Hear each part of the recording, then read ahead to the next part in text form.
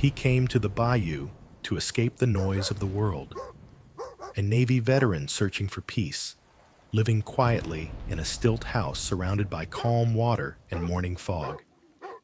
But when his loyal dog, Buddy, pulled a torn orange life vest from beneath the muddy river, Jack Turner began to feel that peace was only an illusion. Something was hiding in the water, something that did not want to be found. He could sense it in the wind and in the silence that followed every ripple on the river surface. What began as a quiet life would soon become a test of faith, loyalty, and truth. This story will remind you that courage is not the absence of fear, but the decision to face it. I hope you enjoy this story and feel its message deep in your heart. Before we begin, tell me, where are you watching from? Drop your country in the comments below and subscribe.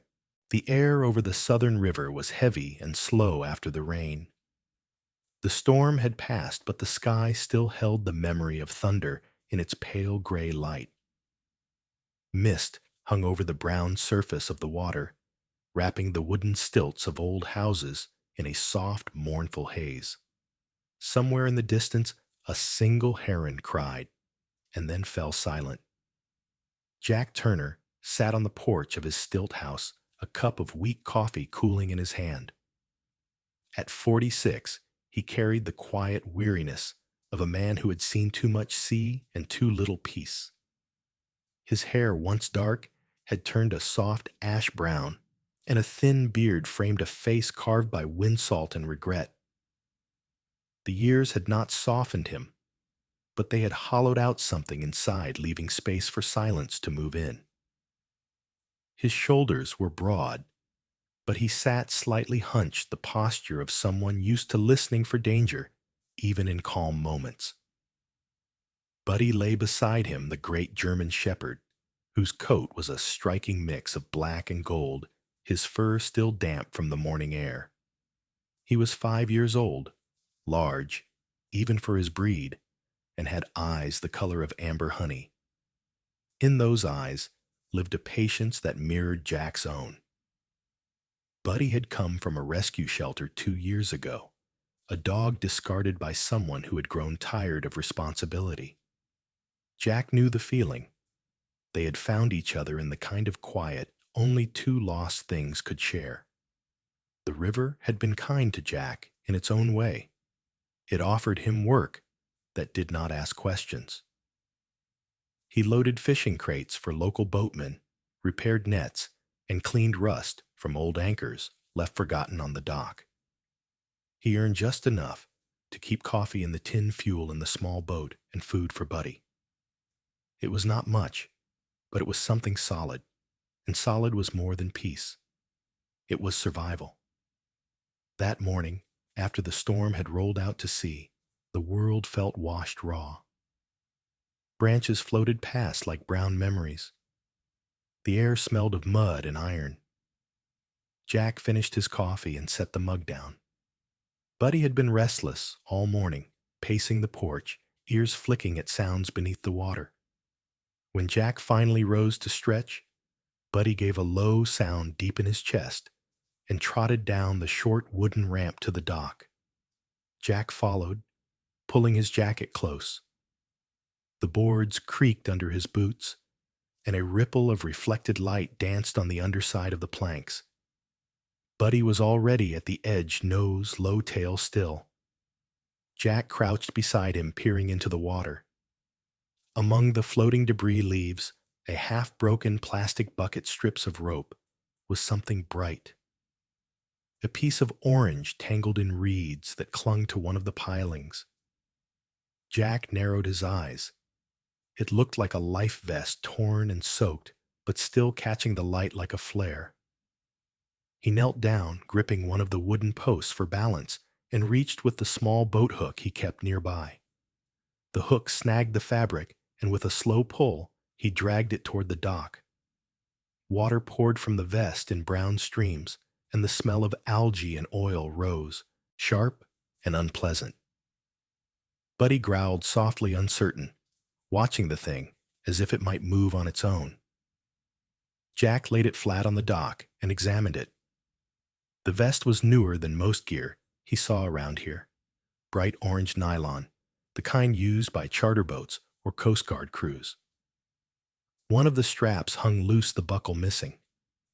But what caught his attention was not the missing buckle. It was the strap itself. The edge was not frayed, as it should have been, if torn by accident. It was cut clean straight.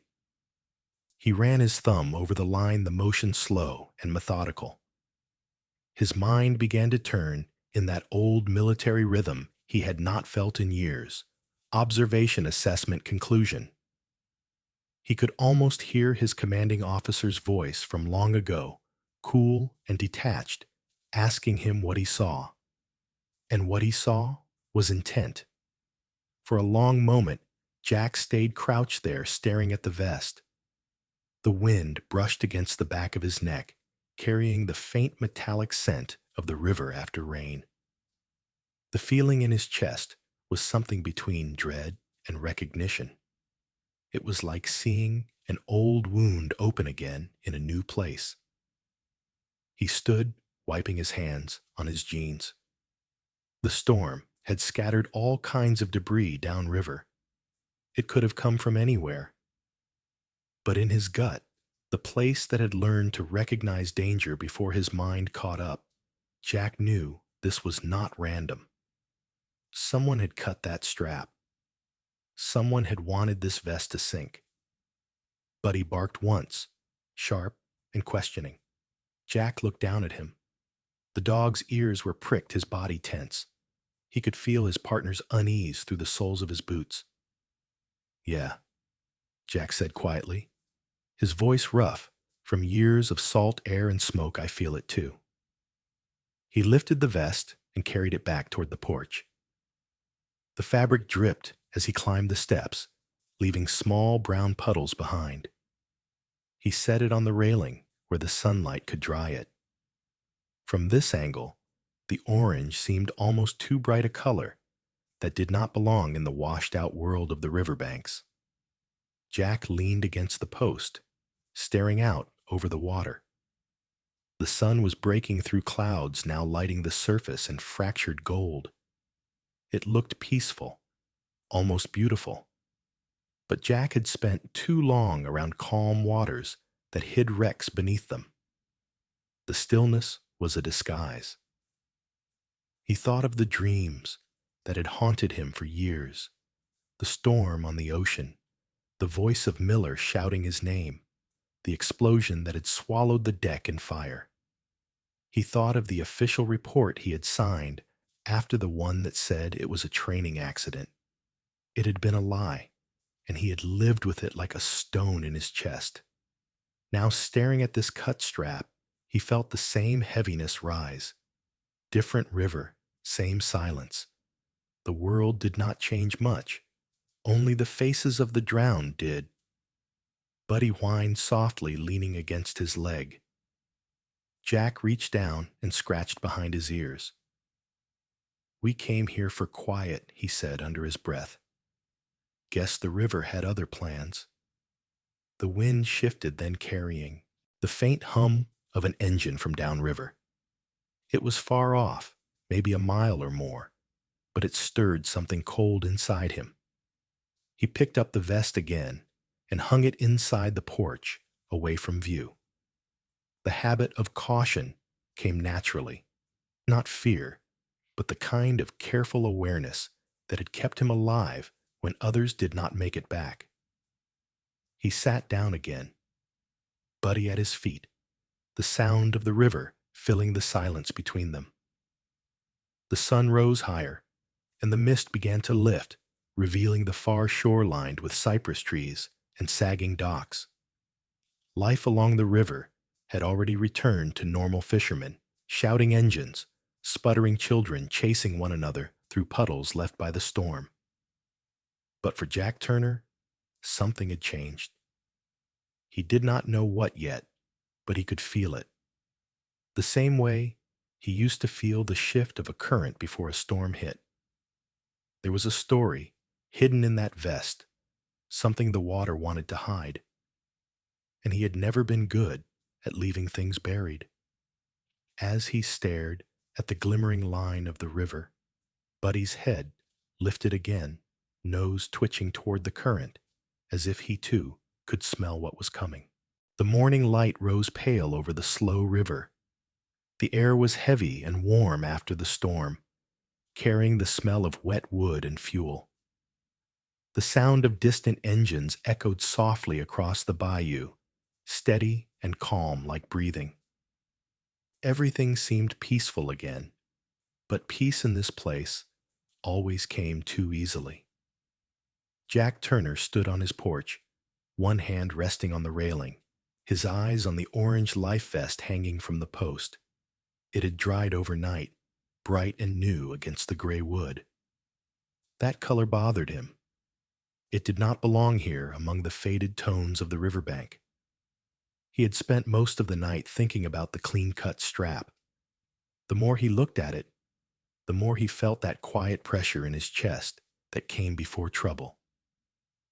Buddy lay near the door, half awake, his ears twitching.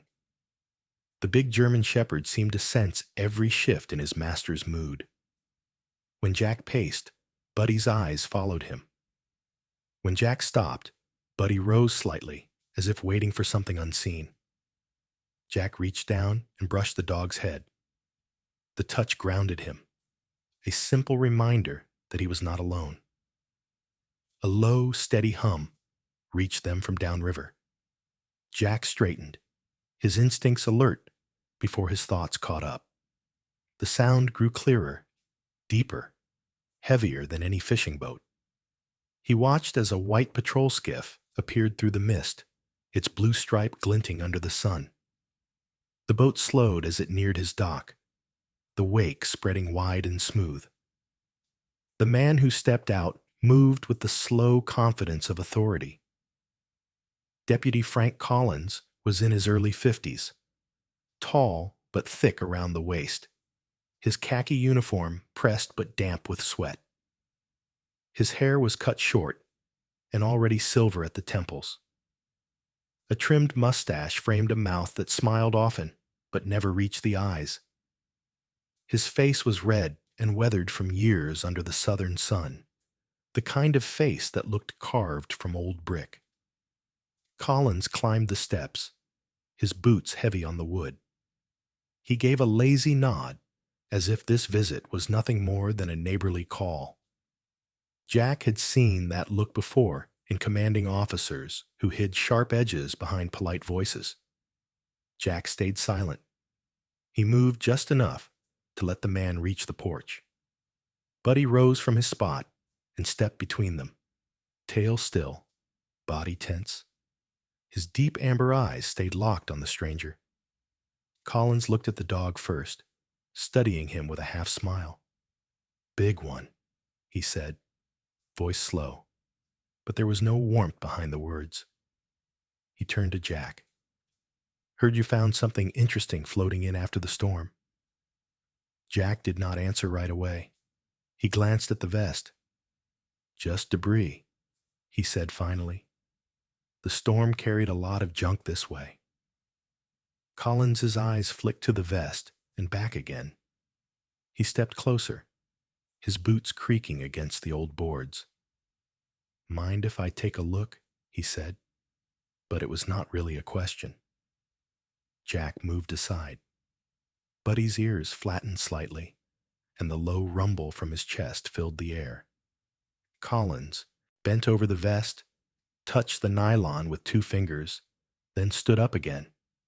He spoke slowly, his words drawn out like smoke. "Cut straps happen all the time," he said. "Fishermen mark their spots. Things drift loose. Storms make a mess. Nothing to worry about." Jack studied his face. There was something too easy in the deputy's tone, the kind of practiced calm that came from hiding more than telling. Collins had the steady gaze of a man used to being obeyed. It reminded Jack of briefings where truth was shaped to fit convenience. Collins stepped closer until only the dog separated them. "You are new here, Turner. Folks around Pelican Bend like quiet. We handle things our own way. Best you do the same." The meaning was clear enough. The man was not warning him as a favor. He was setting the rules. Jack's jaw tightened. He said nothing. Buddy held his ground, tail stiff, gaze unblinking. Collins sighed as if tired of repeating himself. "You want to live easy? You forget what you saw," he said. "The bayou keeps its secrets for a reason." Then his voice dropped lower. "The river has a way of swallowing men who go digging for answers." The words hung in the humid air. Then Collins smiled again, polite and sharp. He tipped his hat, turned, and walked down the steps to his skiff. Jack watched him start the engine. The patrol boat glided away, its wake slapping against the dock. The sound faded slowly until only the cicadas and the rustle of reeds filled the silence. Buddy relaxed, but did not lie down. He stayed close, watching the bend of the river long after the boat was gone. Jack reached to scratch behind his ears, but his mind was elsewhere. He felt the old tension rising again, the quiet pulse that used to come before action. He had promised himself to stay out of other people's problems, but this was not someone else's problem anymore. The way Collins had looked at that vest, the way he had chosen his words, told Jack there was something buried deep under the calm surface of this town. He sat back on the porch step. The air pressed against him, thick and hot. He could hear laughter from the far shore, where children played near a dock. Life went on as if nothing had changed. But Jack felt the shift inside him. It was small, like the first ripple before a current pulls. He remembered the ocean storms of his past, the way men shouted over the roar, the moment when calm turned to chaos without warning. He knew the signs. The river here was too still, the people too quiet, and the deputy too polite. Buddy gave a short bark, looking toward the trees behind the house. Jack followed his gaze and caught a flicker of light among the cypress trunks. For a second it flashed again, sharp and quick, like sun reflecting off glass. Maybe binoculars, maybe something else. Then it was gone. Jack stayed still. His heart beat slow but hard, the rhythm of awareness returning like an old song. He leaned down and spoke softly to the dog. "Easy, boy. We wait." He sat there until the sound of insects grew loud again and the sky turned brighter. When he finally went inside, he took the life vest with him and placed it under the table. The orange color was too visible, too loud. He did not want anyone seeing it if they came back. The day stretched on. By afternoon, the heat grew thick enough to blur the air. Jack tried to work, fixing a broken section of the dock, but his mind stayed on the man's words. The bayou swallows men who ask too many questions. That night, as the sun sank low, painting the river in copper and shadow, Jack sat again on the porch beside Buddy. He watched the water move, slow and deep, as if carrying secrets. The light vest lay hidden inside, silent but waiting.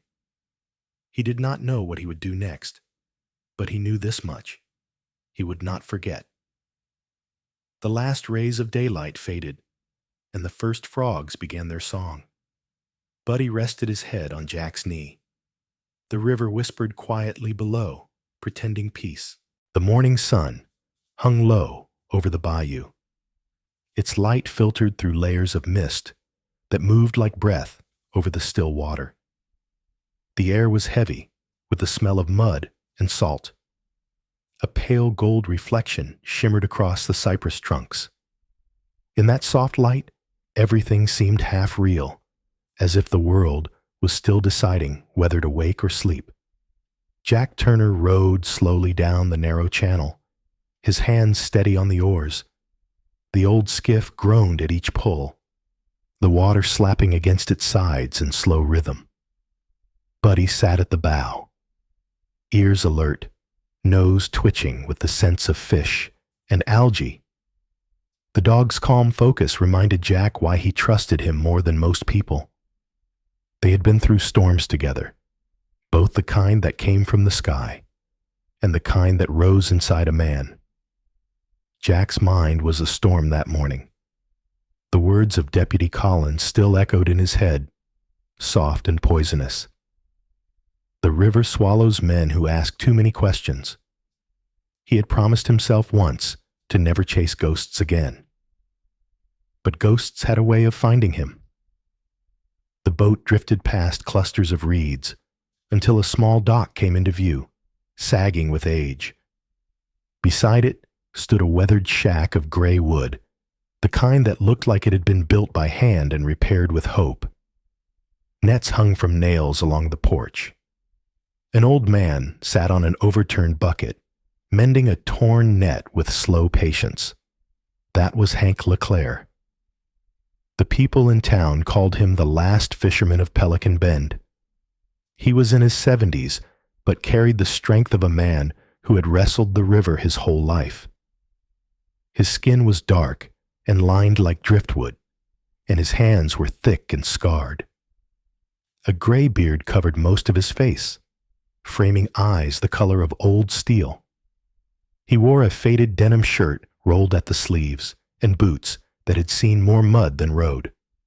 Hank had outlived storms, lost boats, and buried friends, but he still greeted each morning with quiet stubbornness. Jack tied his boat and climbed onto the dock. "Morning," he said softly. Hank looked up, eyes narrowing just enough to show he was measuring the stranger.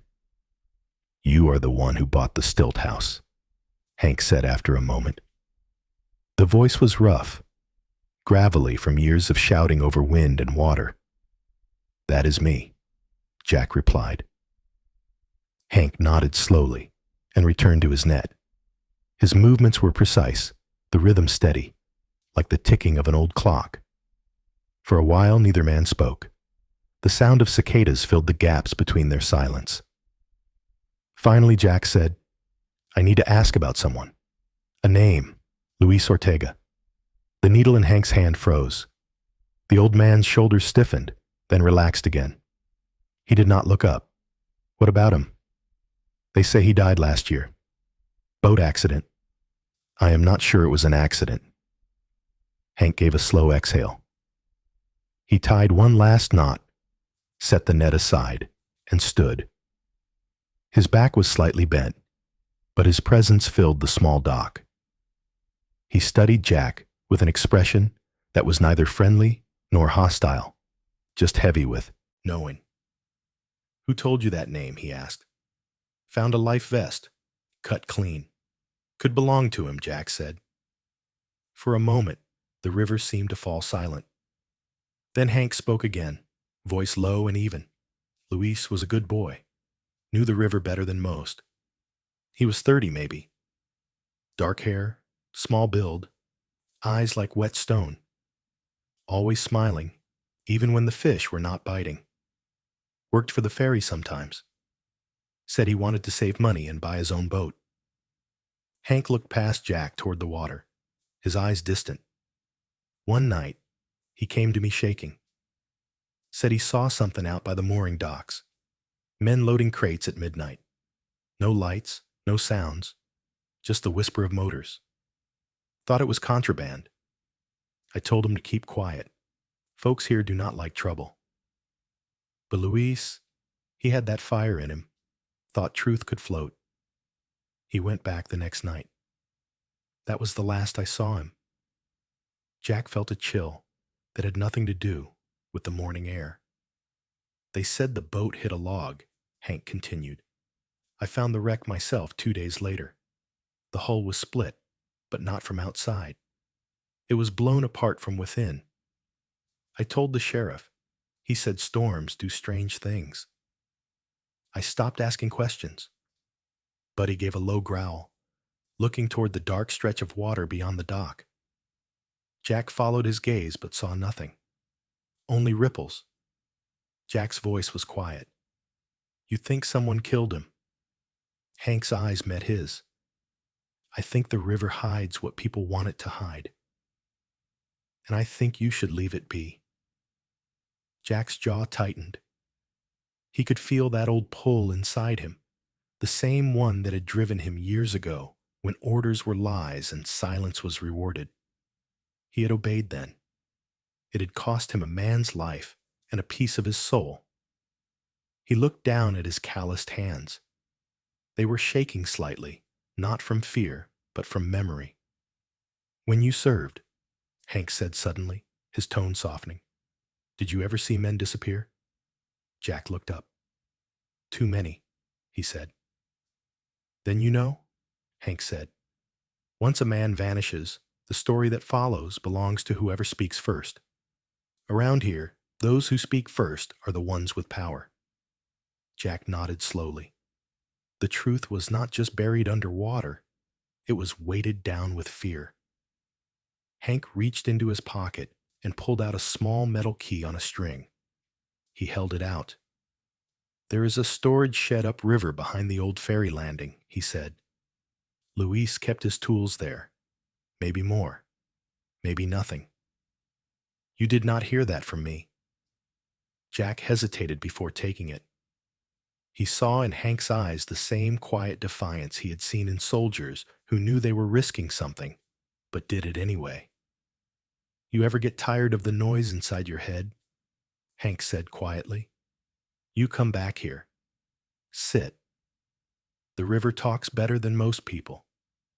Jack managed a small nod. He turned to go, but paused. "Thank you, Hank." The old man grunted, already reaching for his net again. Buddy jumped lightly back into the skiff. As Jack pushed away from the dock, the current caught them.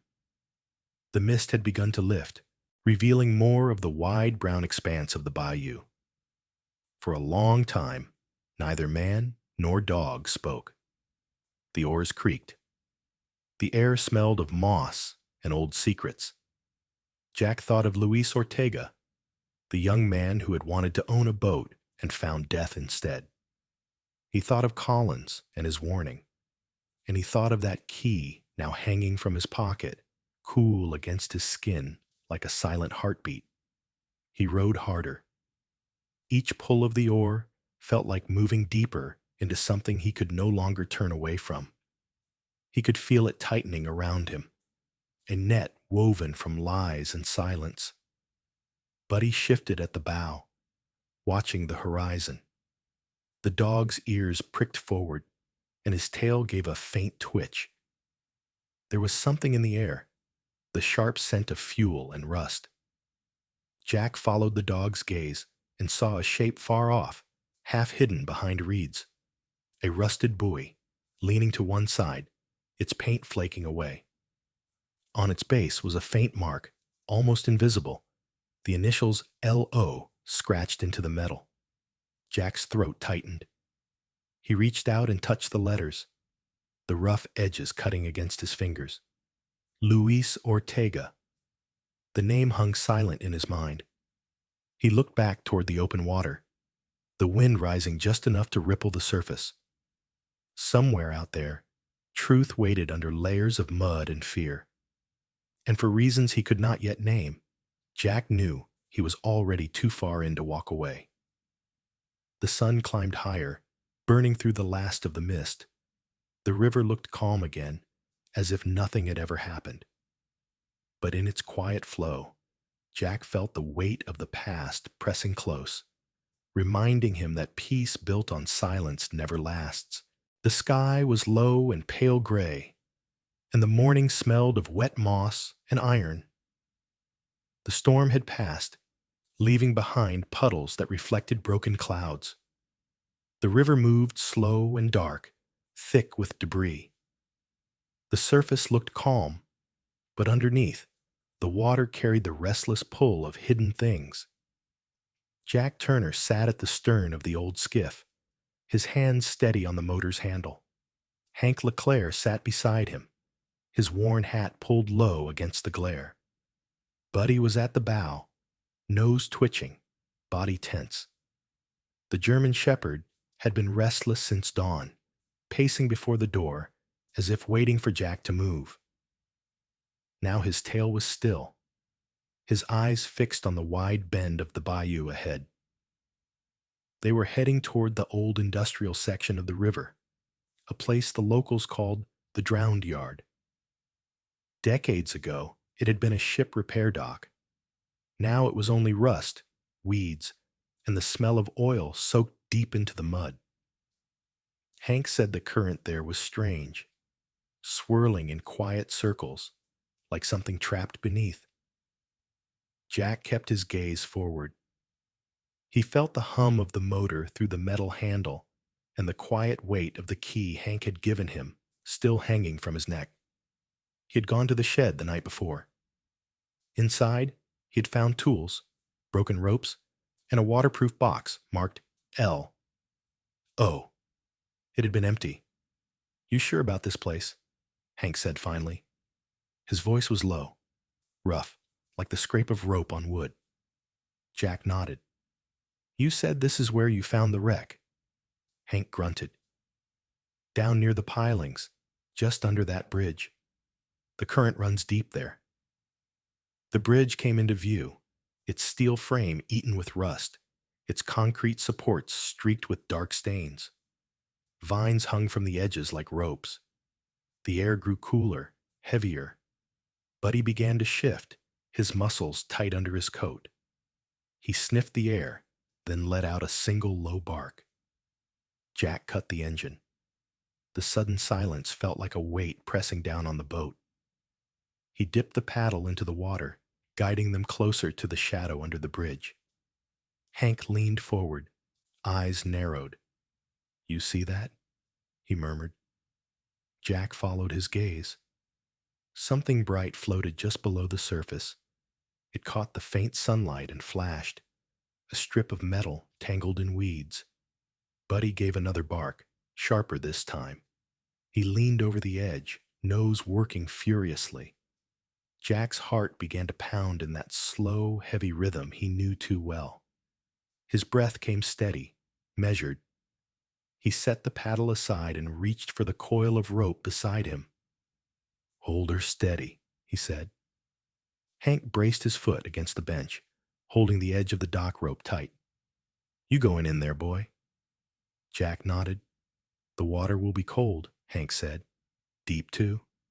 Jack smiled faintly, but it did not reach his eyes. "I have been in worse." He stripped off his shirt, the scars across his shoulders catching the dim light. They were old, pale lines from years past, each one with a story he did not tell. He tied the rope around his waist and tested the knot. Buddy whined softly, pacing. "Stay," Jack said gently. The dog froze, ears low, but eyes locked on his master. Jack lowered himself into the water. The cold hit him like a wall, stealing his breath. He forced himself to move slow, steady, letting his body adjust. The river was thick, the taste of rust and decay filling his mouth. He kicked down, deeper, following the faint glint of metal. Light faded quickly. The deeper he went, the more the world closed around him. His heartbeat echoed in his ears. He could feel the current pulling sideways, a slow spiral trying to drag him off course.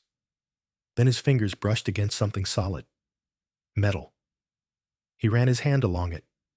A hull. The shape was twisted, broken, half buried in mud. He followed the edge until he reached a jagged tear. The metal bent outward, not inward. Explosion from inside. Hank had been right. He pulled himself closer, reaching inside the wreck. His hand caught on something smooth and hard. He felt around and pulled free a small waterproof case wedged beneath the seat. It was heavy. He shoved it under his arm and kicked upward, the light above shimmering like a distant sun. When he broke the surface, he gasped hard, dragging air into his burning lungs. Buddy was barking from the boat, the sound sharp and frantic. Hank reached out, hauling him up by the rope. "What did you find?" Hank said, his voice half disbelief, half fear. Jack placed the case on the bench and sat, breathing hard. His fingers trembled slightly as he opened it. Inside, wrapped in a piece of oilcloth, were two items: a cell phone and a small black recorder. He turned the recorder over in his hand. The screen was cracked but intact. Hank leaned closer. "You think it still works? Only one way to know." Jack pressed the button. The recorder clicked, then crackled. For a moment, there was nothing but static. Then a voice came through, faint but clear. "This is Luis Ortega. If you are hearing this, it means I was right." The voice was shaky, breathless. There was the sound of water in the background and distant engines. "They are using the old repair yard. Night runs, no lights. They move people, not goods. God help them. The sheriff knows. Collins knows. They are all in on it. If I do not make it back, tell someone. Do not trust anyone from town." The recording ended with a short, sharp splash, then silence. Hank sat back, eyes wide. "Lord above," he whispered. Jack stared at the recorder. His throat was dry. Luis Ortega was dead, but his voice was alive, speaking across the void, handing Jack the truth like a torch in the dark. He looked up at the bridge above them. The steel groaned softly in the breeze. He could feel it now. The tension of a secret stretched tight, waiting to snap.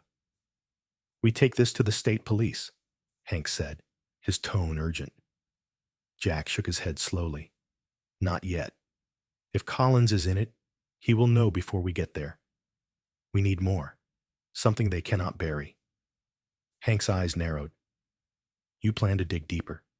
"I have to," Jack said. Buddy let out a low sound, as if answering. The dog's fur was wet from the spray, his eyes steady on Jack. The wind shifted, bringing the smell of oil and something sour. Jack turned toward the reeds. A shape moved for a second, then vanished. The shadow of another boat. "Someone is out there," Hank said. Jack nodded. "Keep still." They waited. The sound of the other boat faded slowly. Only the river remained, breathing its slow, endless breath. Jack felt the water drying on his skin, leaving behind a cold film. He thought of the voice of Luis, the fear and defiance in it. He thought of Collins's warning, and he thought of the faces of men who had followed orders and buried truth before. He was not going to do it again. "Let us go home," he said. "We will figure it out there." Hank started the motor. The boat moved away from the bridge, its wake spreading out in quiet ripples. Buddy stayed at the bow, his ears back, eyes watching the shadows that seemed to move along the riverbank. Behind them, the bridge grew smaller, fading into the mist. But in Jack's mind, it stayed sharp, the place where truth had surfaced like a ghost rising from the dark. He looked at the recorder once more, the black box resting in his hands. Somewhere deep down, a part of him felt alive again, not peaceful, but awake, the way he used to feel before a mission began, the way he used to feel before things went wrong. The river carried them home. The sun broke weakly through the clouds, painting thin lines of gold across the black water beneath the bridge. The night settled heavy and warm over the bayou. The air was thick with the smell of rain and cypress. Far off thunder rolled across the water, slow and distant. The river glowed faintly under flashes of lightning, each strike showing the silhouettes of trees bending in the wind. The summer storm was coming back, heavier this time. Jack Turner sat by the window of the Stilt house, the small black recorder resting on the table beside him. The faint light from the oil lamp flickered against his face, deepening the lines around his eyes. He looked older than his 46 years in that moment, the kind of older that came from things seen and never spoken. Buddy lay near the door, his head on his paws, eyes half closed, but alert. Every crack of thunder made his ears twitch, yet he did not move. The dog had learned the rhythm of his master's silence, the way the man's stillness always meant his mind was moving fast beneath the surface. The sound of the rain began as a whisper, then grew into a steady hiss. Jack leaned forward, elbows on his knees, and looked toward the river. It was nothing but darkness now, a wide black mirror stretching into the unseen. Somewhere out there lay the wreck of Luis Ortega's boat, and in his pocket was the truth that could set the whole bayou on fire. He turned the recorder over in his hands. The plastic felt lighter than it should, almost fragile. A storm outside, another one inside. He remembered the last time he had held evidence that could destroy men in power. That time it had been in the desert, not the swamp. And he had stayed quiet. It had cost him everything that made him believe in orders. A low growl pulled him back. Buddy was on his feet now, staring at the window. Jack froze, listening. The sound came again, faint, mechanical, like a motor far away. It rose, then fell, then stopped. He stood slowly, moved to the window, and peered through the rain. Nothing but darkness. But his gut tightened. Someone was out there. He blew out the lamp, and the room fell into shadow. Only the faint light from lightning flashes moved across the walls. He crouched beside the table, his fingers finding the revolver he kept in the drawer. It was old, heavy, and cold. Buddy stood by the door, his body rigid, tail low, eyes locked on the river. The fur along his spine bristled. Jack whispered low, "Easy, boy." The motor started again, closer this time. He could hear the low hum just beyond the porch, the slap of water against a hull. Then silence, the kind of silence that feels like it is listening back. A sharp sound came from outside, the creak of a wooden step under weight. Jack moved to the far corner, crouching behind the table. Buddy shifted forward, blocking the door. The knock came soft, almost polite. Jack waited. Another knock, harder this time. Then a voice, muffled by rain. "You got something that belongs to us. Hand it over, and maybe we forget this visit." The tone was calm, but the words carried the kind of confidence that came from holding a weapon. Jack stayed silent. The storm roared louder, sheets of rain hammering the tin roof. A flash of lightning lit the porch. He saw two figures, shadows behind the screen. One was tall and lean, the other broad and hunched. Both wore raincoats. The tall one spoke again. "Last chance, mister." Jack raised the revolver and fired once into the ceiling. The blast was deafening in the small room. Buddy barked, a deep sound that filled the house. The figures outside flinched back, their outlines vanishing into the dark. Then came the sound of running feet on the dock, the slam of a boat engine starting. But there was another noise, a quick metallic clank from below the house. Jack's heart dropped. He rushed to the window just in time to see a shadow leap into a smaller skiff and speed off down the river. A faint splash of oil spread across the water, rainbowed in the lightning light. He grabbed a lantern and ran down the steps to the dock, Buddy close behind. The smell hit him first, sharp and chemical. He lifted the engine cover on his own skiff and cursed under his breath. The fuel line was cut, and the tank reeked of kerosene. They had poisoned the boat. He stepped back, breathing hard. The rain drenched him in seconds, cold and heavy. Buddy whined softly, circling near the dock edge. Jack looked toward the far side of the river. He could see nothing but dark trees and flashes of light in the distance, but he could feel eyes out there, watching. He turned and climbed back up the steps, dripping wet. The storm grew wilder, the wind shaking the shutters. He dragged a heavy table against the door and checked the windows. The house creaked with each gust. He sat again by the table, revolver still in his hand. Buddy lay close to the door, his chest rising and falling in slow rhythm. Every sound outside made him lift his head, then lower it again. Jack felt the weight of exhaustion pulling at him, but his mind refused to rest. He knew what the sabotage meant. They were not trying to scare him. They were cutting him off. The river was his only escape, and now it was gone. He thought of Hank. The old man had lived his whole life by these waters.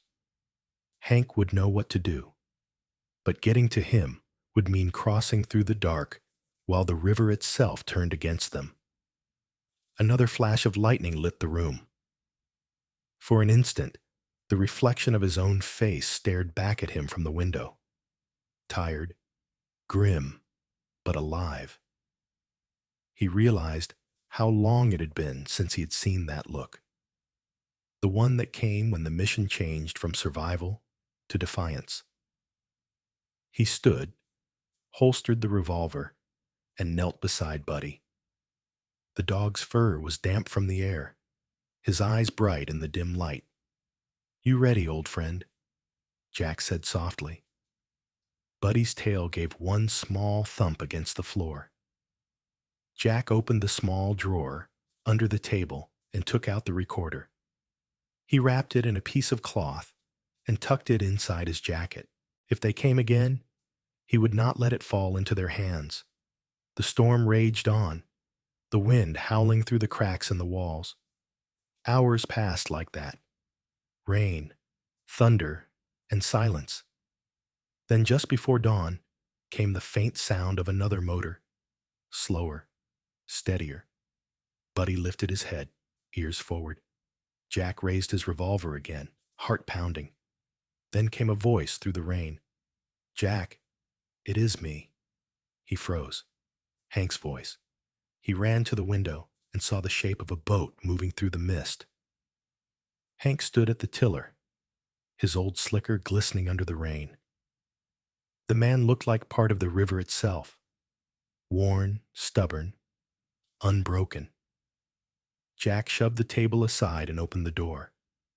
The wind blew the rain straight in, soaking everything.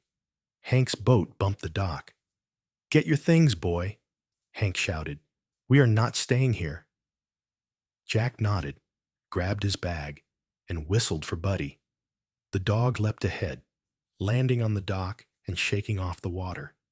As Jack stepped out, a flash of lightning lit the far bank.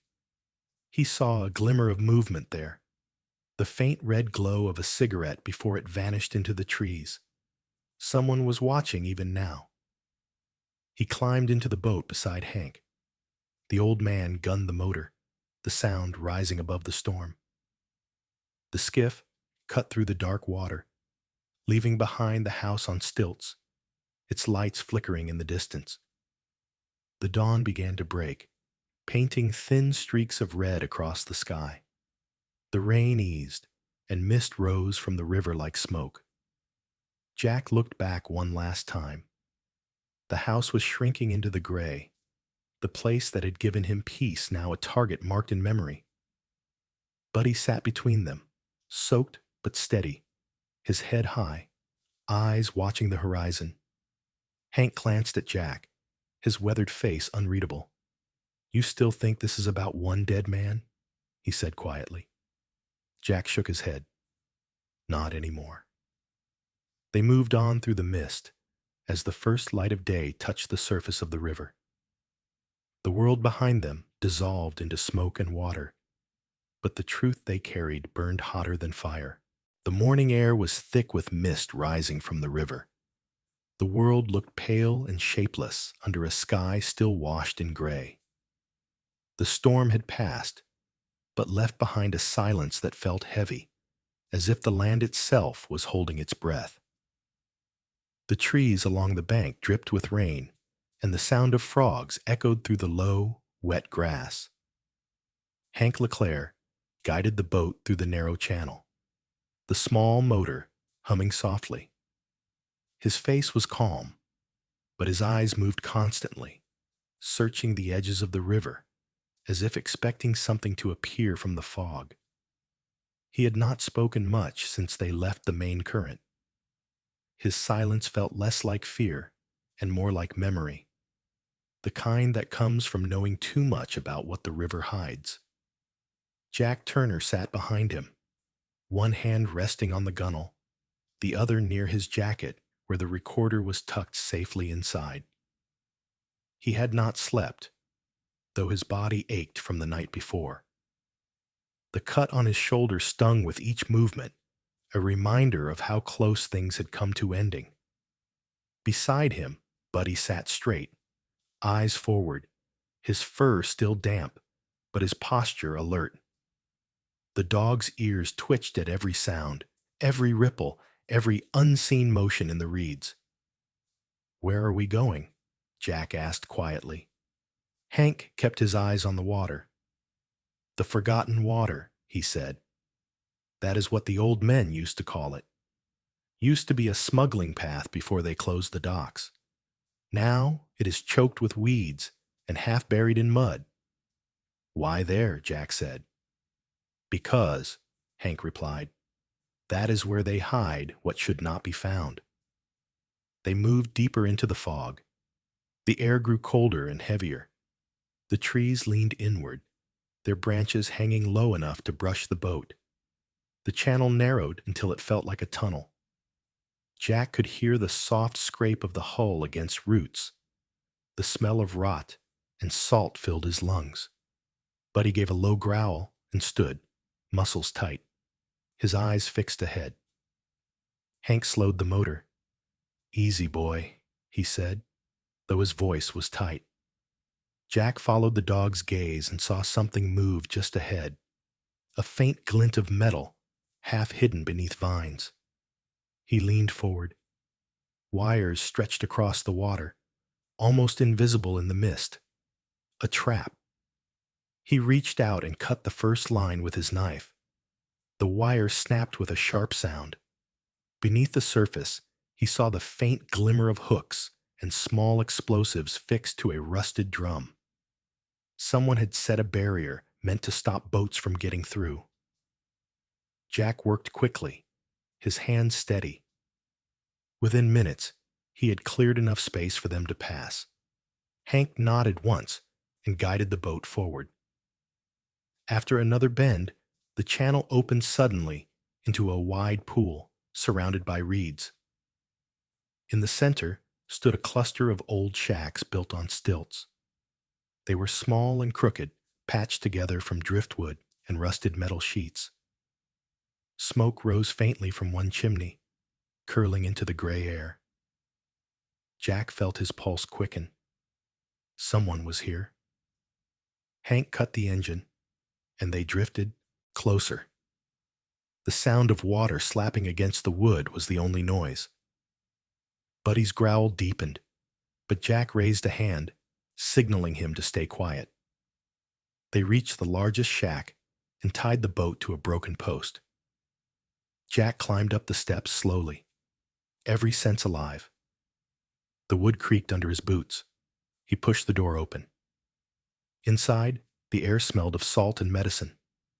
The room was dim, lit only by a small lantern on a table. A man sat in the corner, tied to a chair. His hair was long, tangled, his beard unkempt. His skin was pale, and one eye was swollen shut. When he turned his head toward them, Jack saw a face he recognized from Hank's story. Luis Ortega. The man looked at them in confusion. Then recognition flared in his gaze. His voice was weak, hoarse from days of silence. "Who are you?" Hank stepped forward, his voice low and steady. "Friends, son. You are safe now." Luis's eyes flicked between them, uncertain. His wrists were raw from rope burns. He looked thin, his body trembling from exhaustion. Jack untied the knots slowly, careful not to startle him. Luis flinched once, then let out a breath that was half relief, half disbelief. "They said you were dead," Jack said softly. Luis gave a broken laugh. "I was supposed to be." Hank handed him a flask of water. Luis drank greedily, then wiped his mouth with a shaking hand. His voice came rough, but clear. "They found out I was recording them. Collins and the doctor." He stopped, his breath hitching. "Dr. Harlan," he said. "He runs the clinic near town, but it is just a cover. They move people through there. Young ones, migrants, anyone no one will look for. He handles the drugs. Collins handles the transport." Jack felt something cold twist inside his chest. The betrayal was larger than one crooked cop. It was an entire chain built from silence and power. Luis leaned forward, his eyes wide. "There is more. In the back, under the floor. I hit a drive before they caught me." Jack nodded to Hank. They lifted a loose board behind the table. Beneath it was a metal box wrapped in cloth. Jack opened it and found a small hard drive, water damaged but intact. He slipped it into his pocket beside the recorder. "You did good," he said quietly. Luis looked at him, eyes filled with a mixture of pride and fear. "You have to leave before they come back. They check this place every morning." "We will take you with us," Jack said. Luis shook his head weakly. "I cannot run. My leg, they broke it." His voice trembled, but his gaze stayed firm. "Take what you found. Make it matter." Buddy whined softly, moving closer to the man. Luis reached out, his trembling fingers brushing the dog's head. For a moment, his face softened. Jack looked at Hank. The old man nodded. "Go," he said. "I will stay with him." Jack hesitated, then handed Hank the revolver. "You know how to use this." Hank smiled faintly. "I taught men like you how to use these before you were born." Jack climbed down to the boat. Buddy followed, tail low, body tense. The fog was lifting, and through it he could see faint movement on the far side of the water. A flash of white, the glint of metal. Voices. "They are here," Luis whispered from above. Hank's voice came low, but strong. "Go, boy, now." Jack started the motor. The sound cut through the air like a blade. The boat leapt forward. Bullets tore through the reeds behind them, splashing into the water. Buddy crouched low at the bow, barking once. Jack gritted his teeth and steered hard toward the open channel. The fog swallowed them within seconds. The gunfire faded. Ahead, the water widened, and sunlight began to break through the mist, painting the surface with pale gold. Jack slowed the motor only when the bend hid them completely. He looked back, heart still pounding. Buddy lifted his head, eyes watching the trail behind them. The dog's breathing was steady, calm, ready. Jack reached into his jacket and felt the drive and the recorder, both cold against his chest, both burning like truth, waiting to be set free. For the first time in years, he felt the purpose he thought he had lost. The kind that did not come from orders, but from choice. The forgotten water disappeared behind them, silent again, as if it had swallowed the past whole. But Jack knew the silence would not last. The rain had returned, heavy and relentless, falling in thick silver sheets that blurred the river into a single moving mirror.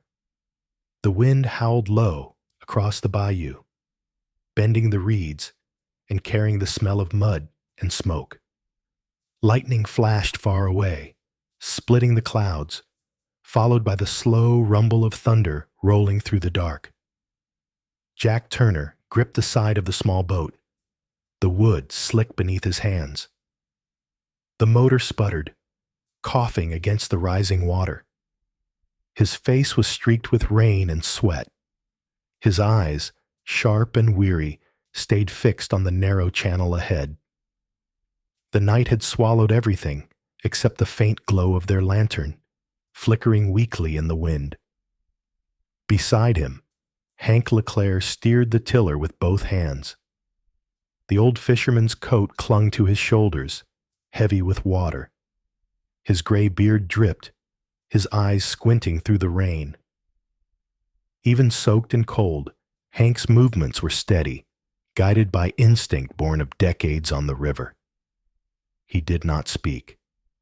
He did not need to. The silence between him and Jack was thick with the understanding that words could not carry over the roar of the storm or the closeness of danger. Buddy crouched at the bow, his fur plastered flat, his body trembling not from fear, but from readiness. His sharp ears twitched with every sound beyond the storm, the distant engines, the splash of other boats slicing through the water behind them. He growled low, the sound almost lost in the wind. In the small space behind them lay Luis Ortega, his face pale under the dim light. His leg was bound with strips of torn cloth, and his breath came shallow.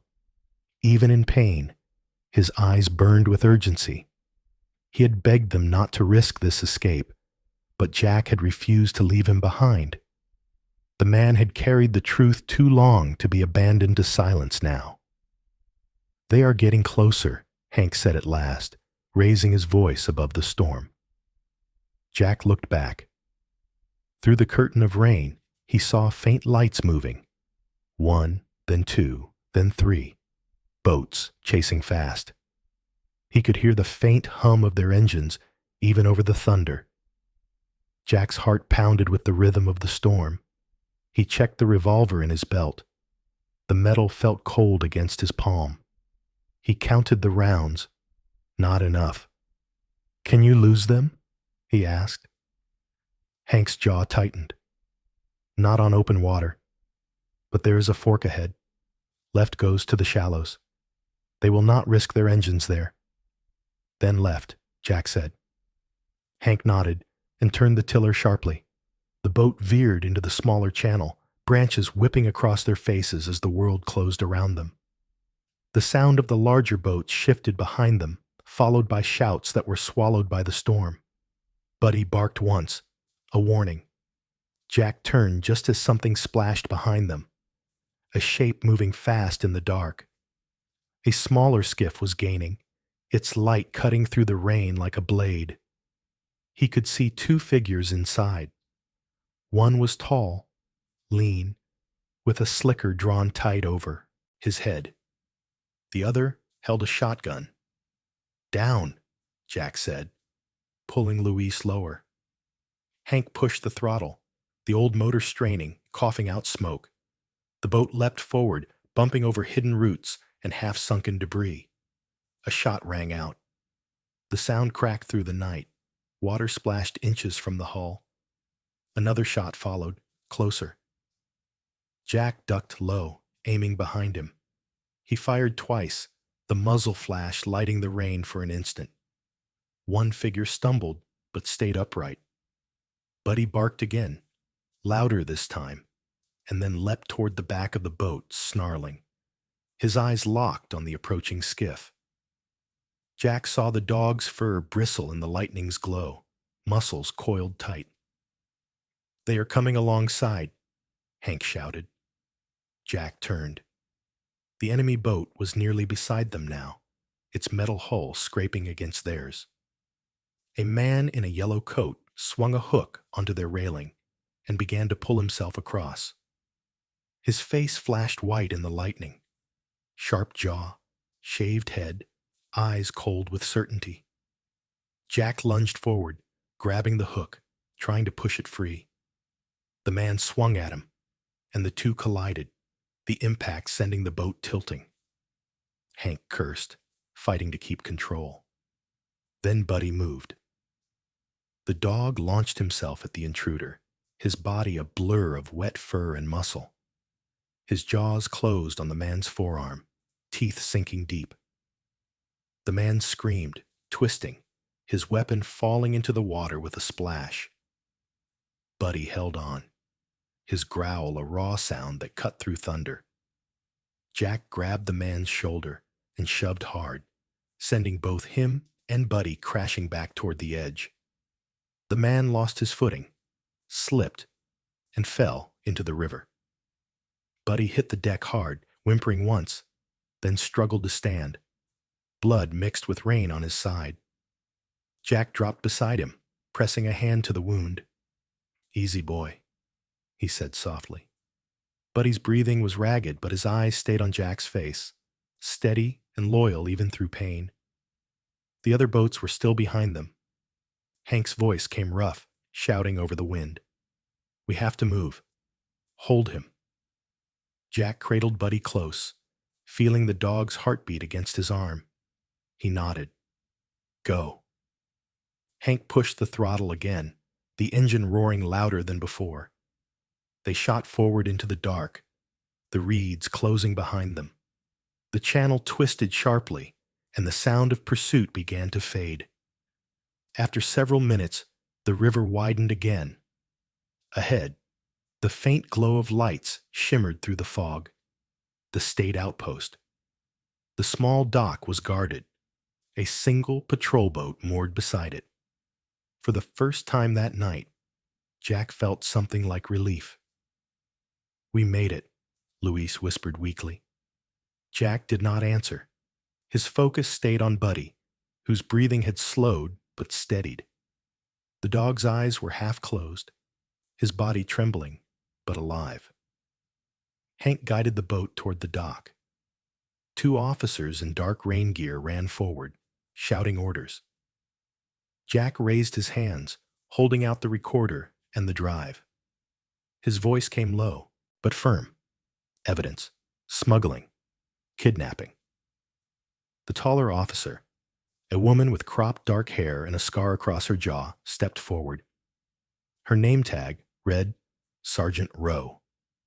Her eyes were sharp, the kind that weighed every word before trust. She took the items, studying Jack and the wounded dog. "We will take it from here," she said. "Get your friend to the medic." Jack nodded, exhaustion finally breaking through the adrenaline. Hank helped Luis onto the dock, his arm wrapped tight around the young man's shoulder. The officers moved quickly, one taking the evidence, the other signaling for a medic. Jack carried Buddy in his arms, the dog's head resting against his chest. The rain had slowed to a drizzle. The first pale light of dawn crept over the trees, soft and cold. As they reached the small medical tent, Buddy lifted his head slightly. His tail moved once, weak but sure. Jack smiled faintly. "You did good," he whispered. The dog closed his eyes, his body relaxing at last. Jack stood there, soaked, shaking, and alive. For the first time in years, he felt the weight of silence lift. The truth had made it out of the swamp. Whether justice would follow, he did not know. But for now, that was enough. The wind softened. The storm was gone. The river moved slow and quiet again, carrying away the last echoes of the night that tried to swallow them. The sun rose over the bayou in a calm haze of gold and silver. The water shimmered like polished glass, the air still heavy with the scent of wet earth and pine. The storm had passed completely now, leaving behind the kind of silence that only comes after chaos. A heron glided low over the river, its wings brushing the reflection of morning light. Jack Turner stood at the end of the dock outside the ranger station, watching the slow movement of the current. His reflection looked back at him, older and calmer, though his eyes still carried the faint shadow of sleepless nights. He had traded his torn jacket for a clean shirt, though the cuffs were already damp from mist. There was something almost unfamiliar about the stillness, like peace itself had forgotten how to fit into his chest. Behind him, the sound of voices drifted through the air. The station was busy again, though not with chaos, but with order. Uniformed officers moved in and out, carrying files, photographs, and sealed boxes. The evidence from the case had grown into a mountain, each piece another fragment of the darkness they had pulled from the river. Sergeant Rowe stood on the porch, clipboard in hand, speaking with a younger officer. Her posture was straight as always, her sharp eyes catching every detail. The morning light softened the scar on her jaw, making her look less like a warrior and more like what she truly was, someone who had seen enough to stop being surprised by evil. She nodded once when she saw Jack, a silent exchange that carried both gratitude and respect. Inside the main room, Hank LeClaire sat near the heater, his hands wrapped around a mug of black coffee. The old fisherman looked lighter now, as if a weight had finally lifted from his shoulders. His gray beard was freshly trimmed, his eyes clear and steady. He spoke quietly with Luis Ortega, who sat across from him wrapped in a blanket. Luis looked thin, but alive, color returning to his face. The bruises had begun to fade, leaving only faint traces of what had been done to him. His dark hair was cut short now, his gaze focused and determined. He had spent hours giving testimony to the investigators, his voice steady even when the memories shook him. He had faced the river and survived. When he saw Jack step inside, Luis smiled faintly. "You missed breakfast?" he said, his voice still rough but warm. Jack smiled back. "I had a full plate of silence instead." Hank chuckled, setting his mug down. "You always did prefer that over company." Jack sat beside them. The chair creaked beneath him, the sound oddly comforting. They sat in quiet for a long while, listening to the faint murmur of officers outside, the hum of life slowly returning to something normal. "It still feels strange," Luis said softly, "knowing they are gone." Roe came in just then, her boots leaving damp prints on the floor. "Collins confessed this morning," she said. "Harlan, too. The whole network is coming down. You did more than just survive, Luis. You stopped it." Luis lowered his gaze, the weight of that truth settling on him. "I did not stop it alone," he said. Roe smiled faintly and looked at Jack. "Maybe not," she said. "But sometimes one man willing to look at the truth is enough to turn the tide." She left them then, her stride steady and sure. Hank leaned back, his eyes glancing toward the door. "She reminds me of my wife," he said quietly. Same look in the eyes. Someone who keeps moving because stopping would hurt more. Jack said nothing, but the thought lingered. He knew that kind of strength too well. Outside, the wind picked up again, gentle this time, carrying the smell of the river through the open windows. Later that day, when the paperwork was done and the station quieted, they returned to the water. The sun hung low, turning the surface of the bayou into a long mirror of gold.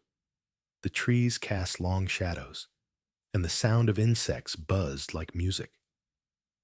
Buddy lay on the porch of the old Stilt house they had reclaimed, his side bandaged where the wound had healed.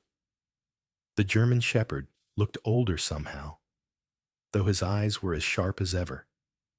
His fur caught the sunlight, showing the faint scar along his ribs. a mark of survival, not weakness. Jack sat on the steps nearby, boots crossed, elbows on his knees. He looked at the dog with quiet affection. Buddy's head rested on the toe of one of his boots, the way he always did when he wanted to be close, but not cling. Hank sat at the far end of the porch, carving a piece of driftwood into the shape of a small bird. The knife moved slow and sure in his hands.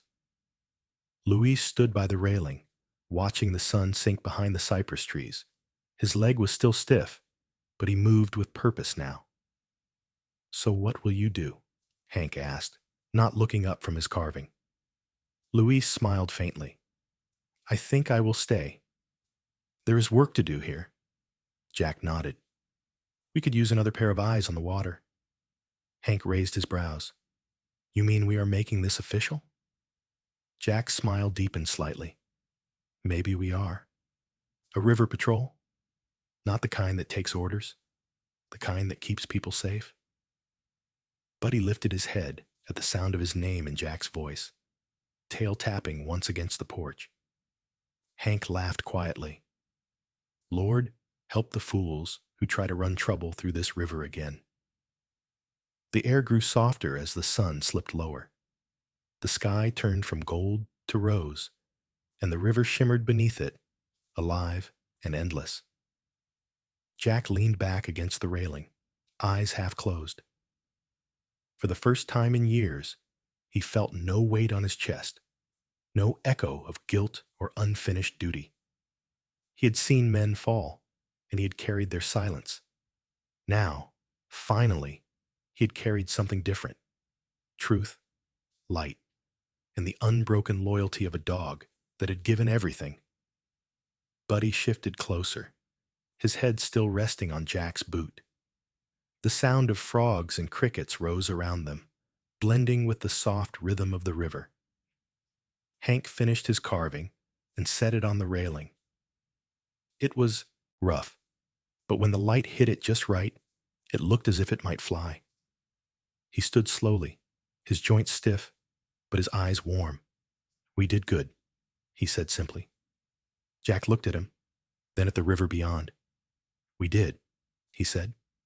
They sat in silence again, 3 men and a dog, watching the last light fade. The water glowed like melted copper, the ripples catching every bit of color the sky had left.